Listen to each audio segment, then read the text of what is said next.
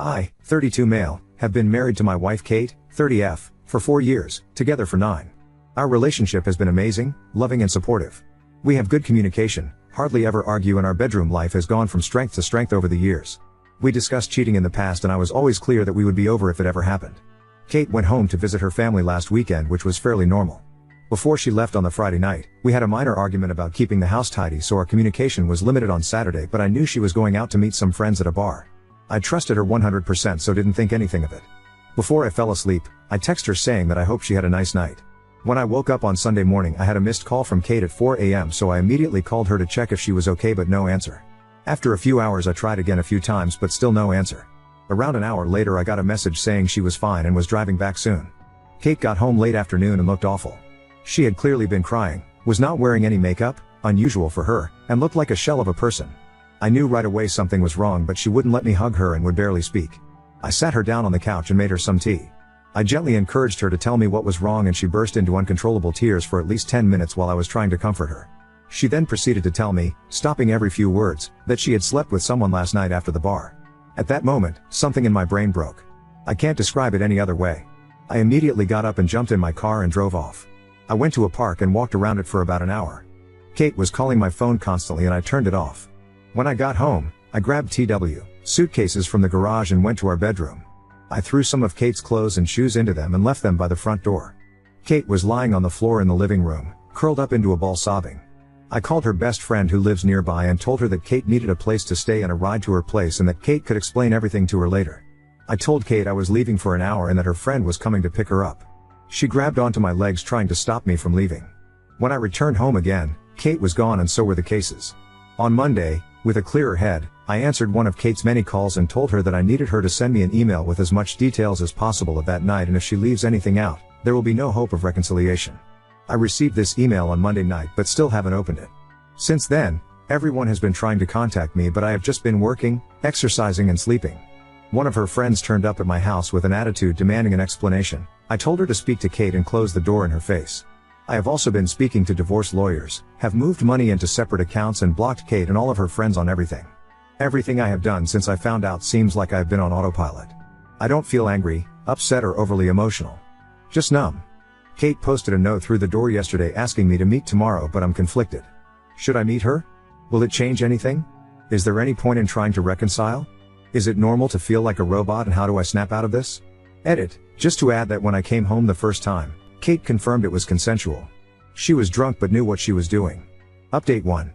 Kate came to the house yesterday and when I opened the door she looked terrible.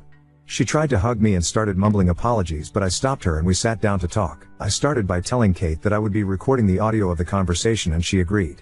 I then asked her to explain what happened and told her that I haven't read the email she sent. Kate said she had been at the bar with 2 friends, I know and like both of them, and told me what she had to drink. I was surprised at how little she drank because it was the same amount we would normally drink when going for dinner, a few glasses of wine and a cocktail. She admitted she was only slightly tipsy. One of her friends, Sarah, has a younger brother, Max, 27M, who came to pick them up around midnight.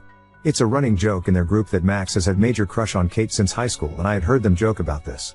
The 4 of them went to get some food and Max then dropped each one off until it was just him and Kate. Kate said she didn't want him to drive the 20 minutes to her parents' place after working all day, so would just order an Uber from his apartment. She went into his apartment to order the Uber but couldn't get one. Max suggested she should crash in his bed and he would take the sofa, he would then drop her off in the morning. Kate refused and continued to try to find an Uber. They were sitting on Max's bed and he kissed her.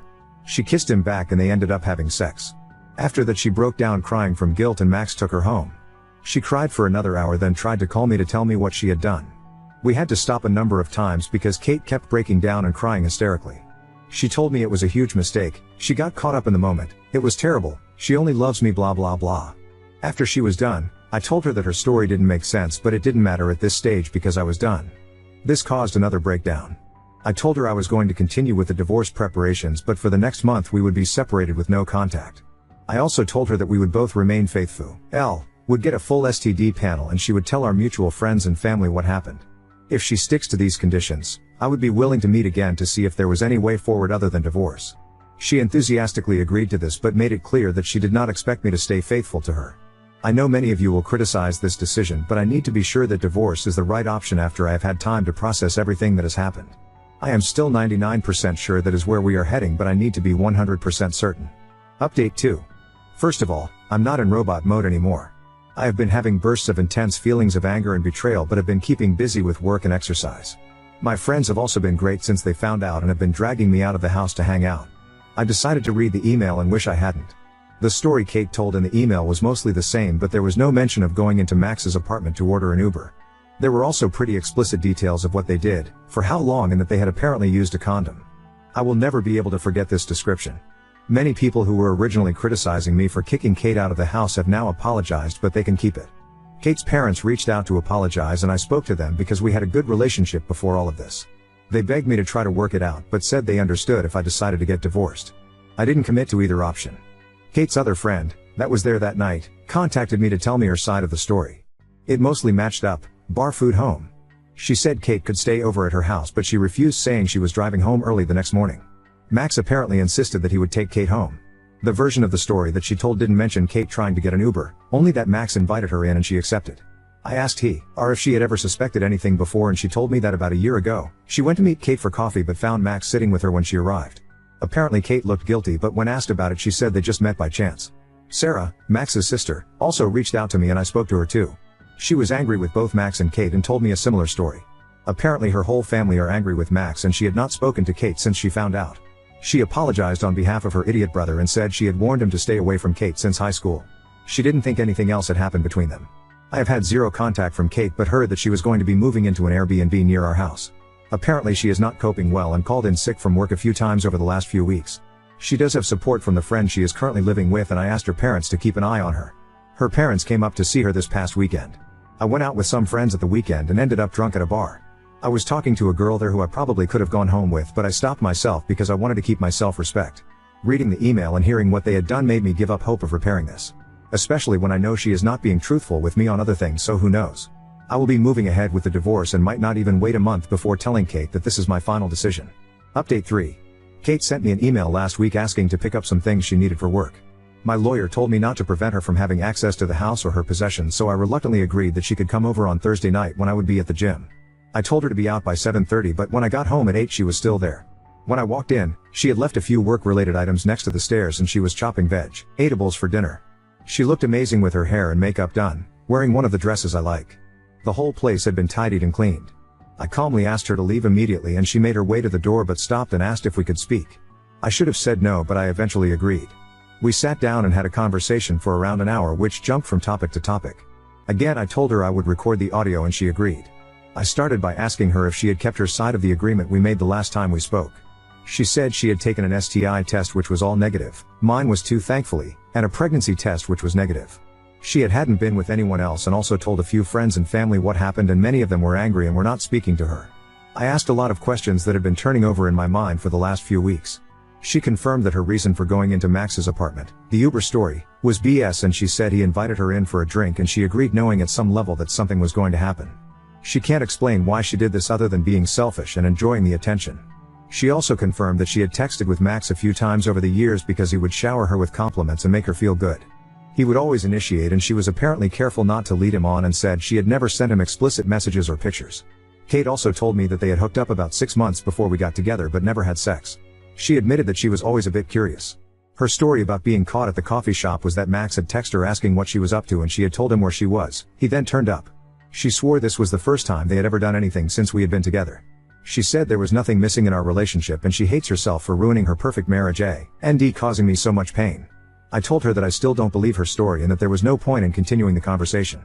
She calmly asked what she would need to do to make this right, offering up her phone, location sharing, not going out without me, etc. She had clearly been doing some research. I said that I had no plans to become her prison guard, especially when I would never get over the betrayal. Things then took an unexpected turn which caught me completely off guard. She asked me to turn off the audio recording because she had something private she wanted to discuss and didn't want other people hearing it. I refused and she reluctantly continued. She asked if I had been involved with anyone else sexually since all of this happened, making it clear she was fine with it. I told her no and she said that I must be going crazy. We used to have sex almost daily, and started talking dirty about all of the things I could do with and to her. This involved a lot of kinky things that I had wanted to try or had only done a few times. She said she wanted to meet my needs, even if we did not get back together. She said we could have as many threesomes as I wanted from now on, or we could be open on my side only, and she would even find partners for us/me. She was trying very hard to turn me on and I stayed silent until she asked who I wanted to have a threesome with. For some reason, I mentioned the name of her coworker who was 5 years younger than Kate and a total knockout. This surprised her, but she was in too deep and asked me what I wanted to do with her. I went into detail about a pretty hardcore scenario and Kate was encouraging me until I said that she would just be watching. This again caught her off guard, but she went along with it. Later on, I realized that I only said all of this as a petty attempt to hurt Kate, which I don't feel good about. She was obviously convinced that her plan was working, so she pulled up her dress and got into my favo, "You're right" position on the couch, begging me to have sex with her. I'll admit that for a few seconds my body reacted even though my head was not in the game. Everything suddenly came into focus and the content of her email came flooding into my head. I can't explain why, but I started to laugh. Not just a chuckle, but a full-on belly laugh. She looked hurt and moved away, then started to cry. I told her it was time for her to go and she left quickly, probably due to the embarrassment. I also said she needed to hurry up and get a lawyer because we are getting divorced. The post-nut clarity after she left confirmed that I had dodged a bullet. I have a meeting with my lawyer later this week and want to move forward with the divorce as quickly as possible. Update 4.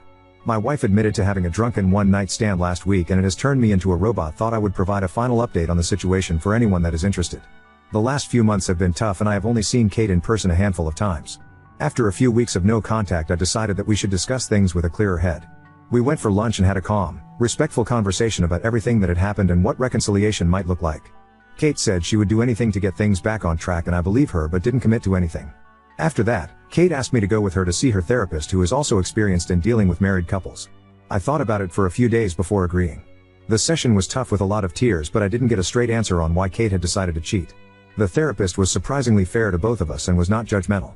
We again discussed reconciliation, but I told her that I thought it was best to proceed with the divorce. Last week, I drove up to her parents' house to drop off some tools I had borrowed from her dad.